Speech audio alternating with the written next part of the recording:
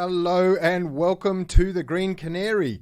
Today on the show, we're going to be saying the words damn and hell a lot because we can and because we're going to be talking about the Hell's Gate Dam proposal, $5.4 billion there in North Queensland. We're also going to be talking about carbon credit controversies and what's going on there. Plus, we've got new protest laws that affect environmental protesters. We get an update on bleaching on the reef. I sound so chirpy, but that is not actually good news. Anyway, I'm Ant Sharwood. I'm sitting here with Elfy Scott, who is absolutely always good news. How are you, Elfy? You're too kind to me sometimes, Ant. Yeah, I'm good, thank you. I mean, I watched Will Smith slap Chris Rock in the face like half an hour ago, so I'm still reeling. But other than that, I'm fine. So you're the one person who still watches the Oscars. Well done, you. Sorry. All right, well, let's get into it. We don't need any more entertainment news. What we do need is environment news.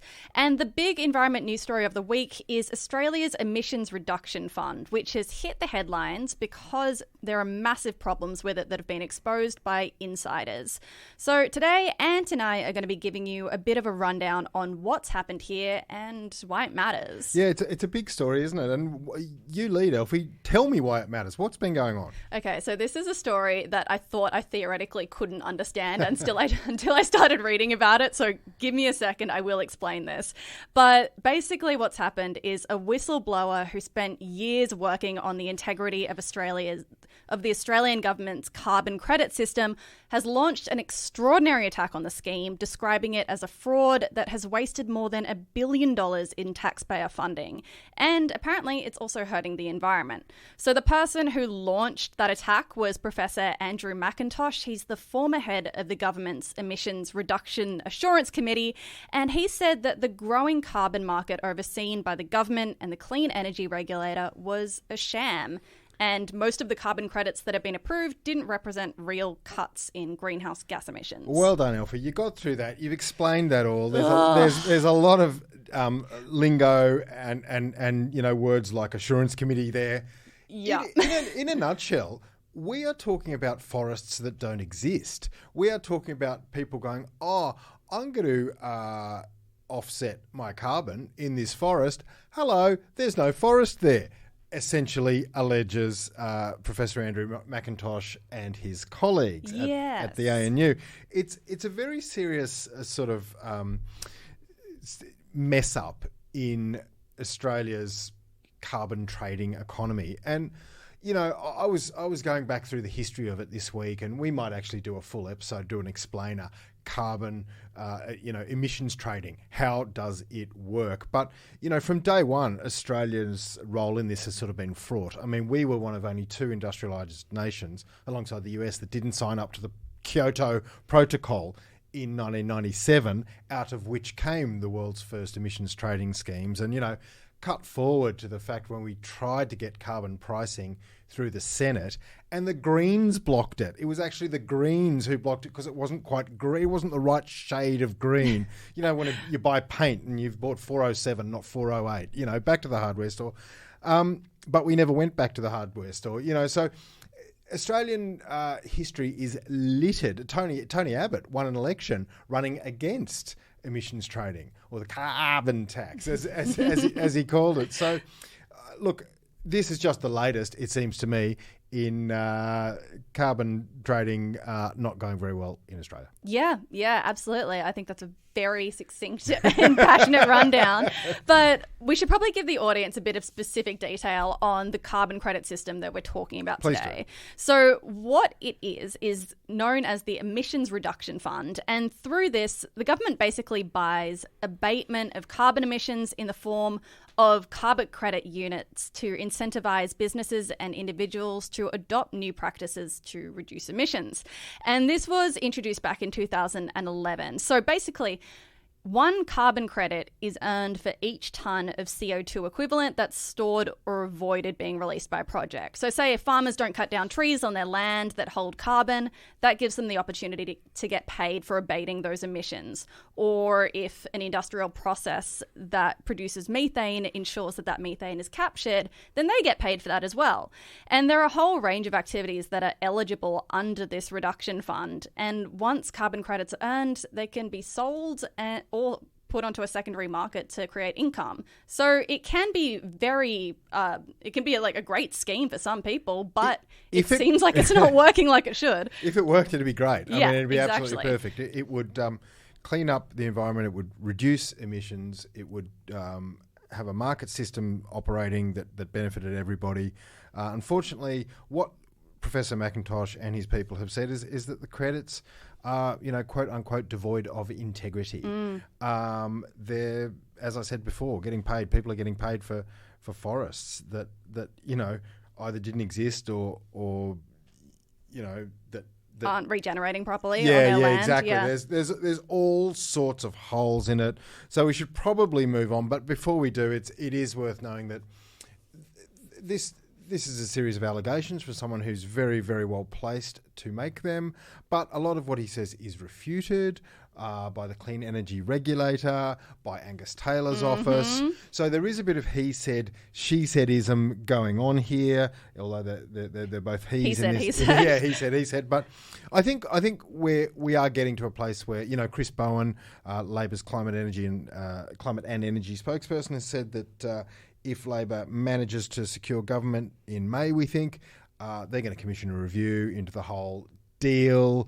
The Greens have said they'll also have a look at it. So I think red lights have flashed from this episode, and going forward, perhaps it'll have more integrity. Oh, I mean, we can hope so. Who knows?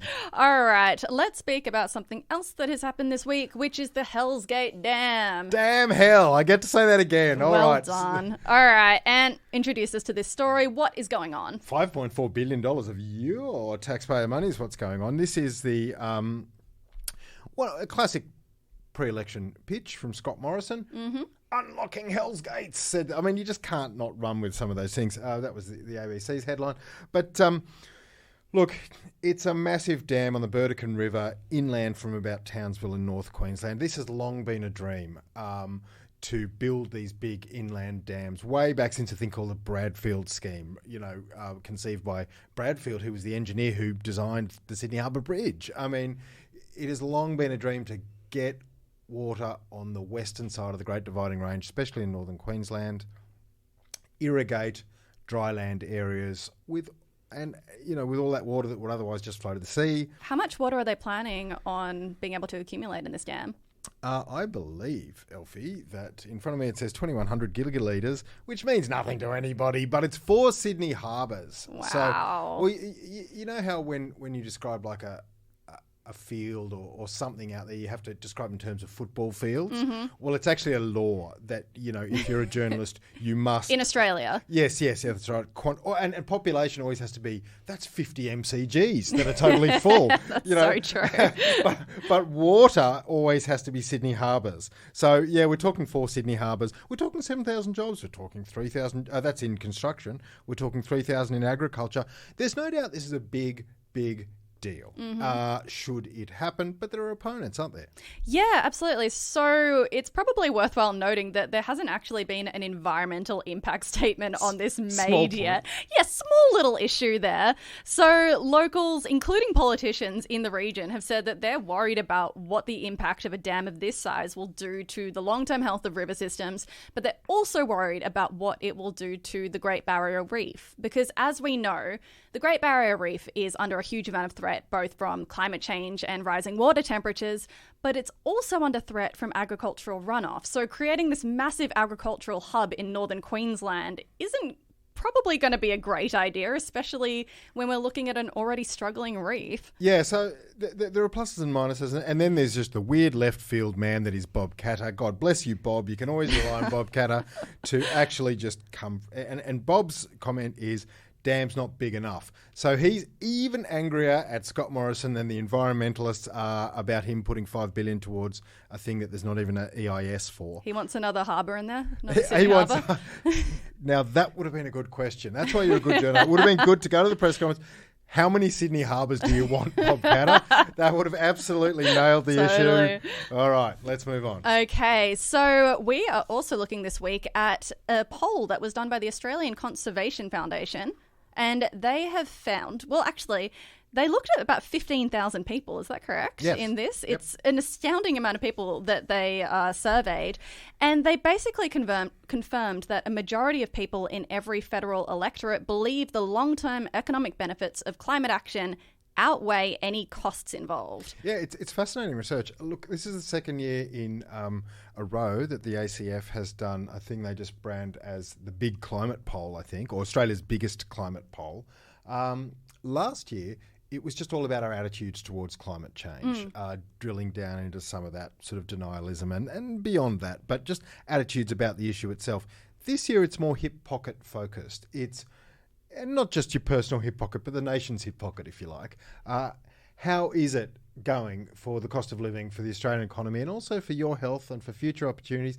What I find fascinating is the results are overwhelmingly positive. A vast majority of people says that more action by Australia on preventing climate change would be good for the economy. Vast majority says more, a really vast majority says more action by Australia on preventing climate change, good for your health. Vast majority says good for future opportunities for young people. I remember being one of them. And Do you act? Only just. And a near majority, as in a minority, but only a small minority, it's kind of 50-50, says that climate change, more action by Australia on preventing climate change would be good for the cost of living. Now, that would have been, I reckon, rock bottom a while ago. People are starting to understand that the renewable energy revolution is actually not a drain on the economy, but good for it. But shockingly good for it. Yeah. All right, let's move on to our mulch this week, which are those tiny little stories that we think are important, but probably not our headliners.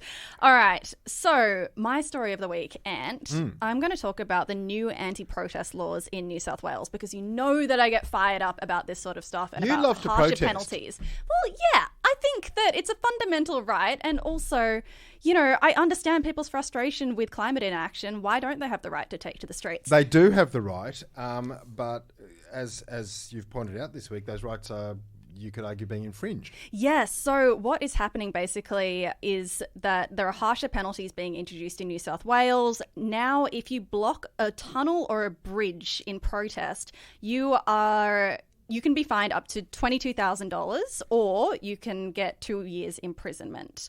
So that was introduced less than a day after Blockade Australia, which is this environmental protest group that we know has sparked anger from the public in the past. They were staging all of these protests around Sydney. Lo and behold, it ends up with harsher penalties being introduced in Parliament. Yeah, it's worrying. Let the people protest. All right. Now, look, most weeks this would be the lead story in any Australian environmental podcast, but it's kind of got that here we are again flavour. The reef is bleaching again.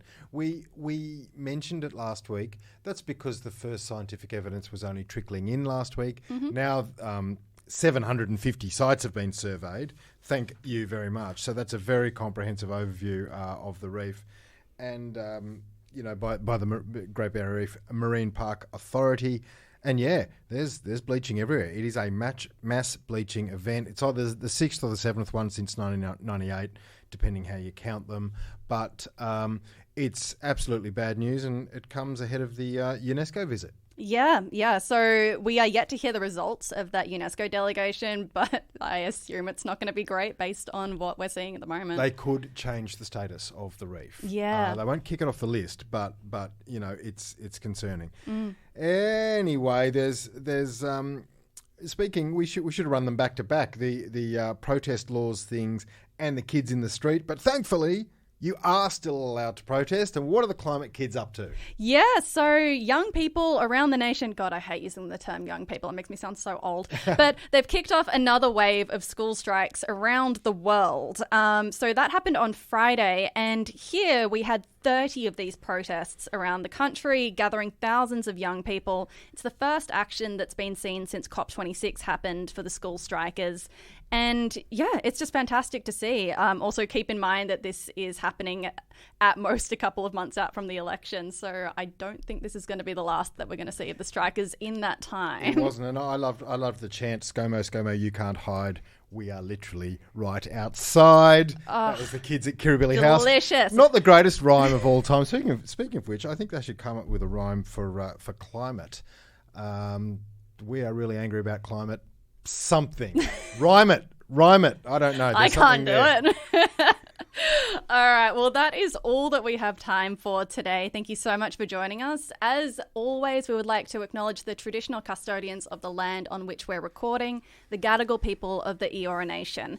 We'd like to pay our respect to elders past and present, as well as extend that respect to any Aboriginal and Torres Strait Islander people here today. Very well said, as always, Elfy. And I'd just like to extend my thoughts to the people of Lismore. There's another heavy flooding situation evolving or happening Monday into Tuesday this week. So, we had Eddie Lloyd from Lismore on the pod 2 or 3 weeks ago and been speaking to her today, and they're very, very worried. So my thoughts are with those people.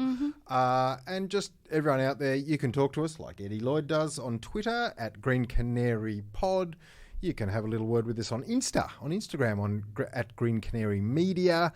And if you want our newsletter, please email me at hello@thegreencanary.co and I will send you a newsletter that may or may not contain a free chocolate bar. Probably on the may not, but it's as good as getting one anyway. That's a terrible election promise. All right, we'll see you next week. Bye. Bye.